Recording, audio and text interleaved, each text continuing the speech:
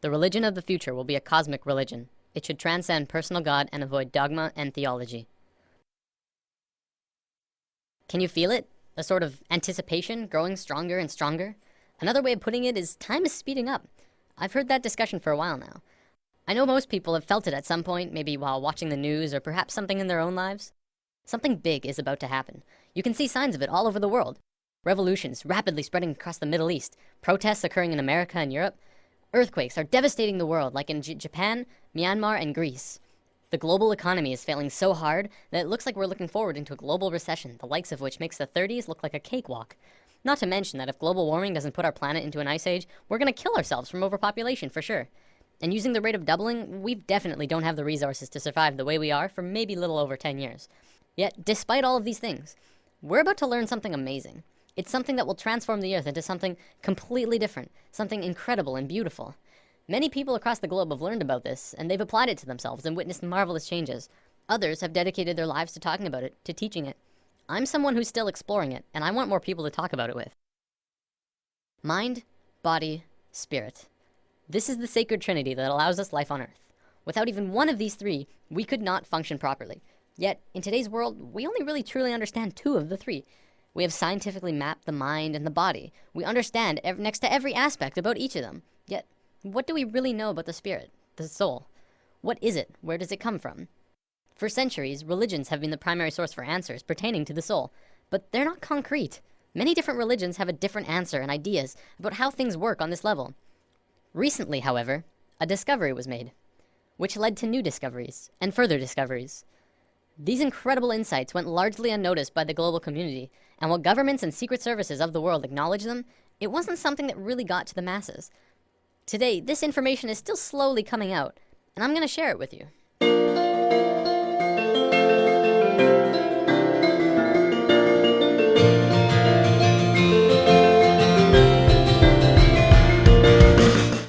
In the world of science, what do we really know about thoughts? We know we can measure them. By hooking up scanners, you can measure the frequency that are emitted when you think them. They're measurable, yet there isn't anywhere specific in the brain that holds them. Is it possible that you create your thoughts outside your mind? Maybe not. But is it possible that you create your thoughts into the external world from your mind? This is what we're going to talk about today. Have you ever had a moment where you knew exactly what someone else was going to say, about 2 or 3 seconds before they even started talking? Do you have a shared connection between a loved one or a pet, where you can always tell exactly how the other is feeling, or what they're thinking of, even if they're not really around? Have you ever met someone that you really got bad vibes from, and your intuition turned out right? We've all had experiences like these, at least a few times, some many more than others. There are even a few people who can kind of tap into this experience quite easily. I believe one of the terms for it is psychic. Let's say for the sake of discussion that when you think of something, anything, it appears right in front of you. No, not physically, but let's say it appears in a different realm that's in and around all of us. We'll just assume for now that it's not something that we're consciously aware of, and it's something that we're going to discuss later on. For now, let's just call it the thought realm. When you're doing something, you start by thinking about it. Whether you're building a pool in your backyard or making a sandwich, you have to have thought of it first. Even the subconscious thoughts for things like walking and breathing. This shouldn't be anything new to us. We think of things before we do them, even if it's a split second before them. This is just how we function, and our physical actions match the thoughts that we've created. You might say that you move through your thoughts, turning non-physical ideas into physical actions. When an inventor gets an idea, this idea can quickly spread throughout all of his colleagues and friends. Ideas and thoughts are spreadable. Multiple people can hold on to the same idea at once, allowing them to grow and develop further. In this scenario, don't think of thoughts as separate, but as a whole that everyone is latching onto. Of course, because we can't physically see this realm of thoughts, we can't tell exactly what the original idea was, only the interpretation that they describe using functions like speech and body language, as well as our own intuition, which is how thoughts connect to each other. Because of this, we add a bit of our own creation to the mix, our own spice, while still working towards the same common goal. A social gathering is another good example of this at work too. People gathering together because they share the same ideas, thoughts, and emotions as the rest of the people there. An example could be a college course on architecture. People interested in architecture would attend the course because they share the same interest mentally. This shouldn't be anything mind-blowing. It's our day-to-day lives, just from a different perspective. Even if you're using something that someone else made, you're still creating this experience for yourself. You manifested that iPad or house or whatever into your experiences. So with thoughts connecting with other thoughts comes our first big realization. This new understanding of how intertwined we truly are, we are not only connected in the physical realm, but in a mental and spiritual way as well. Up until recently, humankind has always understood simply that they were connected only through their physical being. We assumed that the conscious experience, as well as all of the thinking, was totally 100% isolated from the rest of everyone else. The fact is, we're not. We are so connected with each other, it's almost impossible to believe. Think about almost every creature on Earth. What do we really know about the bond that connects them? Geese are able to travel long distances, switching who flies in front like clockwork. Many fish swim in large schools, and we know that they don't have a form of verbal communication. Our pets are able to communicate with each other without speaking. Yet, it's like they know what each other are feeling and connect in a very amazing personal way. Almost every observable creature on Earth has this connection with at least their own species, if not others. We as humans are the next step in life, but that doesn't mean we don't have this connection. What's to say we're not also connected to each other in this way? We've been out of touch with ourselves for an incredibly long time now, and we are growing increasingly disharmonic. Now, thoughts being created are just the tip of the iceberg. The real interesting part comes when you look at emotions. Emotions are much more powerful than thoughts. Emotions pull on you, they control your actions, they guide you throughout your life.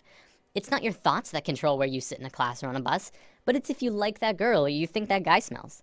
When a couple is together, it's their emotions that keep them tethered. Same with if they're fighting, it's their emotions that break them apart. You watch TV shows that you enjoy. You hang out with friends because you have emotional bonds with them. Now, this applies on a smaller scale too. Do you ever have a morning where you wake up grumpy and stub your toe and think, oh, this is just gonna be one of those days, and find that the entire day afterwards just goes terrible and just everything goes wrong? What about the days when you wake up excited and happy and ready to go? Your whole day is just excellent in all of the right ways. Even if something bad does happen, you're less affected by it because you're in such a good place emotionally. The reason these differences in how your day goes is because of your emotional state. People like to think the world will go on exactly the same without you, but it really won't. People interact differently with other people, and everyone would have a completely different experience if you were not there. Imagine this scenario. There's a bully in a playground who's looking for someone to beat on. There's kids playing sports, kids skipping rope, kids on the swings, and then off to the side there's one boy sitting in the grass watching the rest of everyone play. He doesn't feel like anyone else will want to play with him, so he sits apart from the group. The bully instantly knows where to go, and the circle of hurting begins. See, it's through the feeling of being vulnerable that you become vulnerable in the physical. If the boy had walked outside for recess and told himself, I can fit in, he would probably be playing sports right now. This applies to the bully as well. He didn't have anyone else to play with, probably because of some insecurity, mental, that led him to need to hurt others. He thinks he's doing good for himself by hurting the boy, except he's really just hurting himself long term. You can look into society and see a vast amount of evidence to support it too. The people who are most successful are those who talk most of success. Those who speak most of illness have it. Yes, illness is also a creation of yours. If you have a low immune system, it's because of you.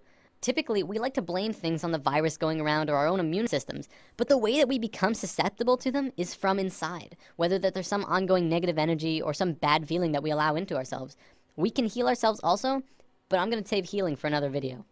There's only one thing that becomes apparent from this understanding. You create your own reality. We are 100% responsible for the situations that we find ourselves in, the things that happen to us, good and bad. Throughout history, we've always played the blame game. It's his fault I didn't get the promotion. It's her fault I couldn't go to the game. It's everyone else's fault I'm so depressed. Whatever it is, and this may be the hardest thing to truly get, it's your fault. Your happiness, your sadness, your fears and your fortunes, every single experience of your life on Earth was because of you. Many of us have heard of this thing called the law of attraction, which talks about something similar to this, but talks more about evidence and not much about this thought realm. Over the entire world, people have written in to tell of their amazing stories, where they've really focused on having what they wanted, and got it through miracles and coincidences. This is but a small piece in the vast ocean of the internal world that I'll be talking about.